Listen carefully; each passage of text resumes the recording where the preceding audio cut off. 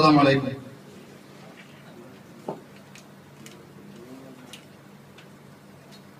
அவனுக்கு மட்டும் அஞ்சியவனாய் அரங்கேற்றுகிறேன் தமிழை, தமிழோசை தனையனாய் தமிழனாய்.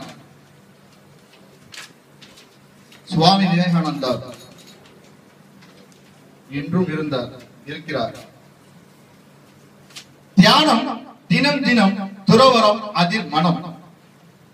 அச்செய்த வேதாந்த தத்துவம் அது அப்போது சொற்பொழிவின் மகத்துவம். சொற்பொழிவின் மகத்துவம் இப்போதும் இளைஞர்களுக்கு இச்சமயம் அவசியம். அதன் கருத்துகள் யாவும் கவிநடையில் காவி உடையில் தந்தார் அவர்தான் சுவாமி விவேகானந்தா. பகுத்தறிவியல் புகழ் பெற்று மேலை நாடுகளில் சிறப்பாற்றி விதியென்று கிடப்போரின் மதியினை திறந்தார். அவரின் ஆன்மீக பயணத்தில் பாதைகள் பெற்றது பாத சுவடுகளை அல்ல, அவைகள் சுவடல்ல காவியங்கள், இப்போதைய நந்தாக்கள்.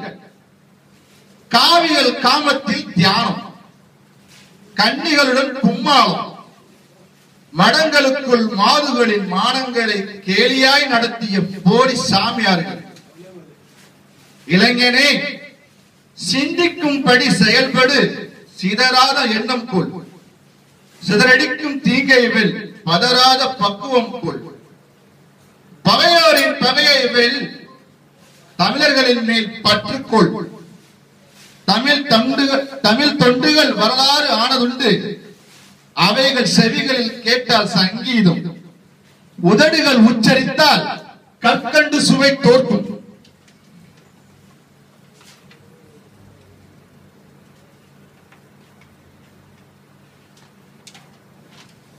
ஆதலால் பார் போற்றும்படி பலர் பாராட்டும்படி பல கல்வி படி, அயராது படி, ஆராய்ந்து படி, இன்பமாய்ப்படி, ஈகையாய்ப்படி, உயரே படி, உன்னை வாழ்த்தும்படி விவேகானந்தரின் சிந்தனையை படி.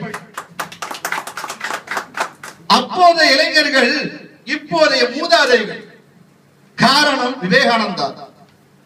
இப்போது இளைஞனே, நாளைய மூதாதைகள் நீதானே. இனி ஒரு விவேகானந்தர் பிறக்கணுமா?